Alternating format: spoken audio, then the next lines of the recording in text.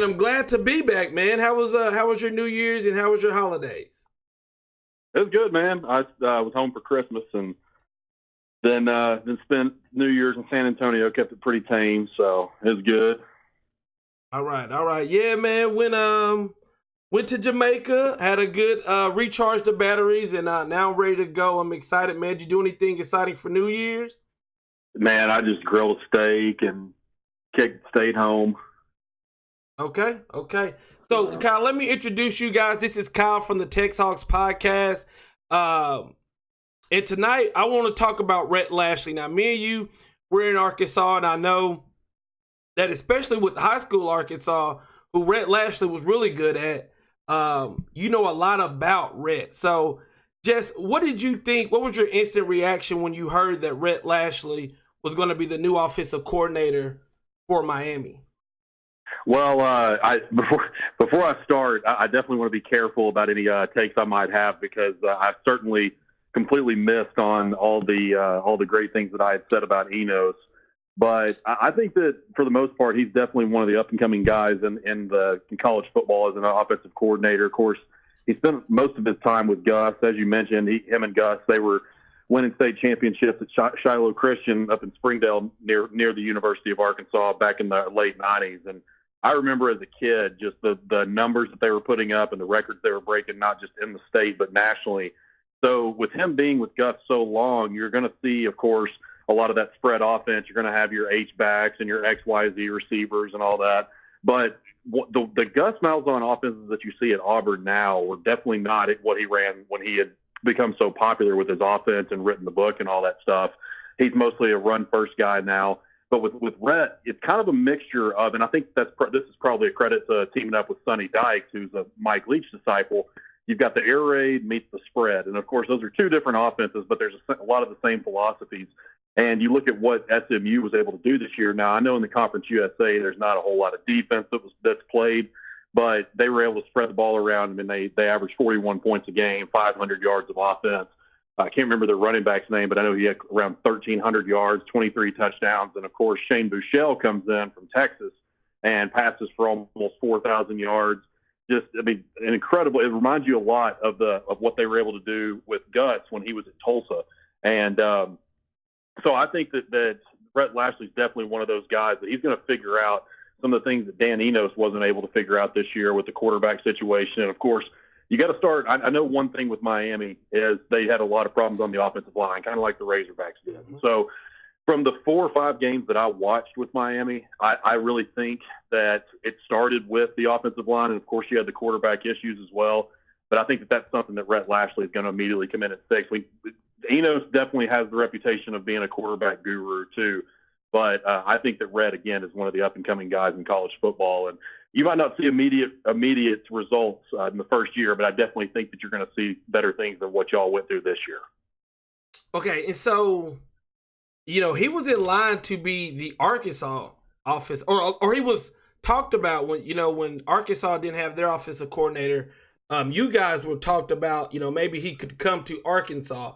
So were you a fan of Rhett Lashlee, or, now you guys have Kendall Briles? When you compare the two, because Kendall Briles runs a type of air raid offense, but I feel like his is totally different. Yeah, his is, theirs is a little bit different in that they're going to, I always say Art. Kendall likes to run the ball as well, but I feel like that Rhett Lashlee is about as middle of the road as it gets. I mean, he's a true spread offense. Of course, I said true spread, typically I'd say you maybe run it about 60% to 40%, but he's going to run it a lot more than you'll probably see with Kendall. Now, Kendall does like to run the ball and stuff, but I mean, yeah, with what they ran at Baylor, I think that you'll probably see, especially like once Kendall comes in and gets his feet wet. I don't know if you'll see that in year one. I don't know if we really have the horses to try to do and duplicate what they were able to do. But I was a fan of Lashlee if he would have came. To my knowledge, I don't know that he was actually contacted. I've kind of heard conflicting reports on that.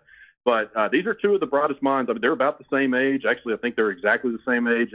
And Kendall's another guy that's I think that he would probably have a head coaching job by now had all that stuff at Baylor not happened with the scandal a couple of years ago. But these are two very high-profile guys, and I think that you would have scored big. Whether in terms of the Razorbacks, I think they would have scored big whether they got Lashlee or, of course, ending up with Kendall Briles. All right. So we know he's from Springdale, did great things at Shiloh Christian. What is just kind of the reputation? One thing that I talked about at the beginning of the show is when I look at a coach, I look at, what's his baggage? Does he have any baggage? What's his reputation?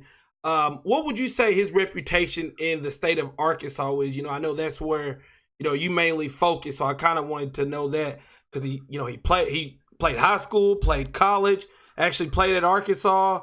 What would you say? From what I've heard, I've never come across him personally, but I do know some people up in the Northwest Arkansas area that have known him since he was a teenager, and you really don't hear a lot about him because he's not that really outspoken of a guy for the most part. But I mean, everything that I've heard, he definitely he's a player's coach and pretty laid back guy and just very smart. I think for a long time he had that reputation. Of course, he was the Broyles Award finalist in 2013 when Auburn had the year they had the kick six against Alabama, and then they barely lost to Florida State in the national championship. And I remember a lot of people saying that year, well, this is all Gus. He's got his fingerprints all over this. And some of that may have been true for his young coaching career, but I think one of the reasons why they split is because Gus took back over the offense at Auburn in 2016. And so they just felt that a change was necessary. And I think that he took the things that he learned from Gus and on to Connecticut and then on to SMU. And he's really learned a lot for himself. And so, again, he just seems to be a laid back guy that is a big time players coach, but also a really good mind as well. Yeah, I think that may be one of his biggest accomplishments. I mean, this guy, and obviously we got to give credit to Gus, but I mean, Nick Marshall, first year as a quarterback, took him to a national championship, with him as an offensive coordinator. I think that says a lot. Yeah, and that's what I was saying earlier is, of course, Gus's game now, he wants to run first, and it almost seems that he's really his most successful years at Auburn is when he has had a dual threat guy. And, of course, they had a decent year this year, Bo Nix being a true freshman and really had a lot of learning curves. But I definitely, you make a good point, though, because what was Nick Marshall, a defensive back at Georgia, and comes in and he didn't throw the most beautiful pass in the world, but they did get a lot done, and they were one of the top offenses in the country that year. And again, you really do have to look at Gus of the amount of years that he spent with them. And I do think, again, early in his career, that a lot of that Gus probably had his fingers on. But as time has gone on, I really think that he's learned not just what he learned from him, but also Sonny Dykes as well, because coach too. All right, Kyle. So you kind of mentioned it earlier. So, we gotta talk about this. And I will say, people have mentioned in the chat, you weren't the only one that was wrong about Dan Enos. Okay, so I want to kind of talk to you about that while I have you on the line. Sure. Coming in, why do you think Dan Enos failed at Miami? I mean, I was thinking about this, and let's see, the Miami games I watched. I watched Florida, of course, Louisiana Tech, the bowl game. I watched some Florida State, and I think I saw a little bit of the FIU game. So I watched Miami around like 4 times this year, and definitely no shortage of athletes, especially defensively. I mean, you look at the Florida game. Florida ended up having a really good season, and Miami was right there with them the majority of the game. They just couldn't protect the quarterback. It's really what it boiled down to, which, again, was a big problem for them all season. And so I think really this year that they had, and now I know that they had a better season than Arkansas, but they remind me of them in that I don't think that they bought into Manny Diaz fully, or maybe not just Manny Diaz, but the entire staff. And so I don't think that this season is a total reflection, and I know that some Miami fans might disagree with this, but I don't think it's a total reflection of him as a head coach of what he's going to be. I don't think that this season is a reflection of what Dan Enos or who Dan Enos is as a coach. I just think that this is flat out a year that it just didn't work out. I mean, you've got guys dancing on the sidelines when you're losing to FIU. I mean, that's the kind of same stuff that I saw in the Chad Morris era. You just guys not taking it as seriously as they have to. And so I just think this is really it was a failed experiment. And I've been a Dan Enos guy because of what I saw him do mainly in 2015 at Arkansas. I know that seems like forever ago now, but he was able to do with what he wanted to do with the double tight end sets. But of course, you've got Jeremy Sprinkle and Hunter Henry, both guys that get significant playing time in the NFL now. You had a stud offensive line that had 4 guys that at least have seen some time in an NFL game. And then, of course, you had Brandon Allen that had a really good year that year, Alex Collins. But you're just loaded. Then Sam Pittman, who of course is now our head coach, leaves, goes to Georgia, and his last 2 seasons there on staff with Brett Bielema, you got a terrible offensive line. Things just start to hit the fan. I think he did pretty well as co-offensive coordinator at Alabama, and then things just didn't go so well for him at Miami. And so kind of the conclusion that I've come to draw, I think he's a pretty decent coach. It's just he's not the greatest. I think he just kind of struggles sometimes at making adjustments. And, I think that Miami did the right thing in letting him go. Excuse me. You just can't go into a bowl game, and not to discredit Louisiana Tech, but you just can't go into a bowl game and have that happen and get shut out and then have the whole entire season go as it went and keep him on staff. I think that they did the right thing in retaining Manny, because, again, I think that if he has another season, he can really learn. This was his first time as a head coach, and you're at a premier program with the history that Miami has. I think it was just really he learned a lot. And I'm not saying they're going to go win the national championship next year, but I think that he has learned a lot, and it's going to be a lot better this coming year. All right, Kyle, man. I appreciate it, man. Go ahead and let the people know real quick what you got going on at the TexHawks podcast. Yeah, man, just right now covering basketball.